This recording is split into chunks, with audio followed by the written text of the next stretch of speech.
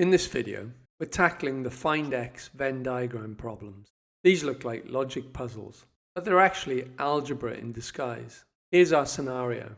We surveyed 60 students about their revision sessions relating to mathematics, biology, and chemistry.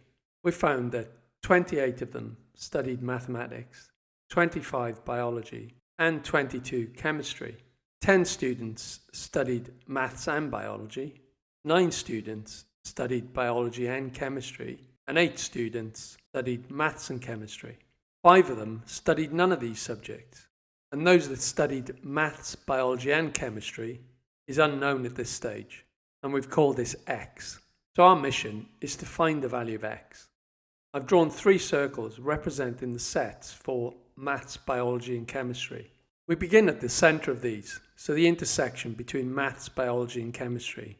And this is sometimes referred to as the inside-out rule. And given that the unknown value of X is the intersection of the circles, so those that study maths, biology, and chemistry, I've shaded this area in green and placed the value of X within, as we don't know this number. We'll then move on to dual overlaps, so the area between 2 sets, and then the individual regions of the circles, where we can't see any overlaps. Let's move on to the maths and biology overlap. So the green shaded area here. The data says that 10 students do both, but we already have X students in the center. And so to avoid double counting the maths and biology only section, so this green shaded region here, containing those that exclusively study maths and biology, we need to subtract X from the value of 10. So this region contains a value of 10 minus X. Similarly, we find that we have 9 students studying biology and chemistry, so the green shaded region shown here. And to find those that exclusively study biology and chemistry, so this green shaded area here, we subtract X from 9. We see that we have 8 students that study maths and chemistry, so this region here. And to find those that exclusively study maths and chemistry, we need to subtract X from 8. The total number of students studying maths is 28 and is represented by this green shaded region here. To find the number of students that exclusively study maths, so maths only, represented by this green shaded area here, we need to subtract 10 minus X, X, and 8 minus X from 28. So we have 28 minus into the bracket of X plus 10 minus X plus 8 minus X. And simplifying this gives 28 minus into the bracket of 18 minus X, which gives us a final result of 10 plus X. And we place this expression, so 10 plus X, in the green shaded region. And this represents those students that exclusively study maths or maths only. Next, we're given that the number of students that study biology is 25 and is represented by the green shaded region here. And to find those students that exclusively study biology, so this green shaded region here, we need to subtract 10 minus X, X, and 9 minus X from the total of 25. So we have 25 minus into the bracket of X plus 10 minus X plus 9 minus X. And simplifying this gives 25 minus into the bracket of 19 minus X. And this gives us a final result of 6 plus X. And we move 6 plus X into the green shaded region, as this represents those students that exclusively study biology or biology only. And next, we are told that there are a total of 22 students that study chemistry, which is represented by this green shaded region here. And to find the number of students that exclusively study chemistry or chemistry only, we need to subtract 8 minus X, X, and 9 minus X from the total of 22. And this result will be placed in the green shaded region shown here, which represents those students that exclusively study chemistry or chemistry only. And so we have 22 minus into the bracket of x plus 8 minus x plus 9 minus x. And simplifying this gives 22 minus into the bracket of 17 minus x. And this gives us the final result of 5 plus x. And we place this result in the green shaded region, and it represents those students that exclusively study chemistry or chemistry only. And finally, we are told that there are 5 students who don't study either maths, biology or chemistry.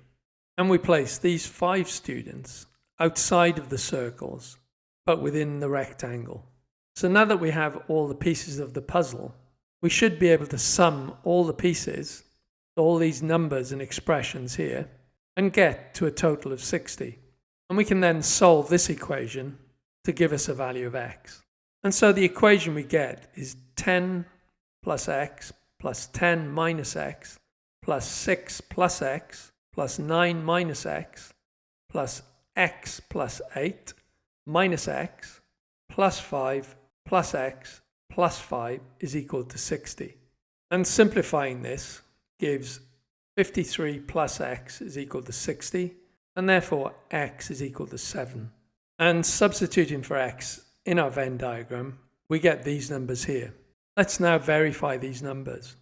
So we know that the number of students studying maths totals 28, and the green shaded region on the diagram represents those students that study maths. So the numbers in this region should add up to 28. So let's see if they do. We have 17 plus 3 plus 7 plus 1, and that equals 28. And for biology, so the green shaded area, the numbers within this region should add up to 25. So let's see if they do. We have 13 plus 3 plus 7 plus 2, and that equals 25. And for those that study chemistry, so the green shaded region, these should total 22. So let's sum these numbers. So we have 12 plus 1 plus 7 plus 2, and that equals 22. And to answer the original question, those students that study maths, chemistry and biology is equal to 7. In this example, a specialized seminar has a total of 60 students studying 3 core modules, so calculus, set theory and graph theory. We are told that the total studying calculus is 30. The total studying set theory is 28. Those studying all 3 subjects comes in at 4. Those studying calculus and set theory exclusively is 6. And those studying set theory and graph theory exclusively comes to 5. Those studying calculus and graph theory exclusively comes in at 7. And those students not studying calculus, set theory or graph theory comes in at 5. And we'd like to know how many students study graph theory only. So I've drawn a Venn diagram with 3 circles, one representing calculus, the other set theory, and the third graph theory. Let's use the inside-out approach and start filling in the sections of the Venn diagram. And so beginning with those that study all 3 subjects, so the intersection between calculus, set theory and graph theory, we're told is 4. And this is represented by the green shaded region. And we can place the number 4 in this region. We're also told that those students studying calculus and set theory only totals 6. And that's this region here. And we can add the number 6 to this region. For set theory and graph theory only, so this region here, we're told that this includes 5 students. And for calculus and graph theory only, so this region here, we are told it includes 7 students. For those students studying graph theory only, so this region here, this value is unknown and is the one we're trying to find. So we'll mark it with an X. And for those students studying calculus only, so exclusively calculus, represented by this region here, we need to subtract 7, 4 and 6 from the total of those studying calculus. And if we do this, we get a value of 13. And similarly, for those studying set theory only, so exclusively set theory, represented by this region, we need to subtract 5, 4, and 6 from the total that studies set theory. Now the total is 28, and subtracting these numbers from 28 gives a value of 13. We're also told that 5 students don't do any of these subjects. So we can place the number 5 outside of the 3 circles, but within the rectangle. And to find the value of x, we can sum all these regions and equate it to 60, and then solve for x. And so we have the equation 13 plus 6 plus 7 plus 4 plus 5 plus 13 plus x plus 5 is equal to 60. And simplifying this gives 53 plus x is equal to 60. And so we find that in this case, x is equal to 7. And we can replace x with the number 7 on the Venn diagram. And so now we know that those students studying graph theory only or graph theory exclusively is equal to 7. In this next scenario, a tech firm analyzes 100 servers for 3 types of vulnerabilities: security, performance, and hardware. It finds that the number of servers with security vulnerabilities totals 45, those servers with performance vulnerabilities totals 40, and those servers with hardware vulnerabilities totals 35. And it found that the number of servers with all 3 vulnerabilities totaled 5. The servers with exclusively security and hardware vulnerabilities totaled 10. The servers with exclusively performance and hardware vulnerabilities totaled 8. And those servers not suffering from any of these vulnerabilities came to a total of 10. And we'd like to find the servers exclusively suffering from security and performance vulnerabilities. So I've drawn a Venn diagram with 3 circles, one for security vulnerabilities, one for performance vulnerabilities, and the other for hardware vulnerabilities. Let's use the inside-out approach to fill in the regions of the Venn diagram. So starting in the middle, which is the intersection between security, performance, and hardware, and represented by this region here, we are told that 5 servers suffer from all 3 vulnerabilities. And so we can add the number 5 to this region. So for servers suffering exclusively from security and hardware vulnerabilities, represented by this region here, and we're told that it has a total of 10 servers in this group. And so we can place the number 10 in this region. And for servers exclusively suffering from performance and hardware vulnerabilities, so this region on the Venn diagram, we're told contains a total of 8. So we can add the number 8 to this region. And those servers suffering exclusively from security and performance vulnerabilities, so this green shaded region on the Venn diagram, we're told is unknown, and the one we want to find. And as we don't know the exclusive number, we mark this region with x minus 5 in order to avoid double counting the 5 here that have all 3 vulnerabilities. And on its own, x is the intersection between security and performance vulnerabilities. And now if we look at the number of servers that have exclusively security vulnerabilities, so the green shaded region shown here, we need to subtract 10, 5, and x minus 5 from the total number of servers with security vulnerabilities, and that total is 45. So we have 45 minus, and into the bracket of 5 plus 10 plus x minus 5, and this gives 35 minus x. And we can place this in the green shaded region, and this represents the number of servers that have exclusively security vulnerabilities. And for performance vulnerabilities only, so this green shaded region here, we need to subtract 8, 5, and x minus 5 from the performance vulnerability total, which is 40.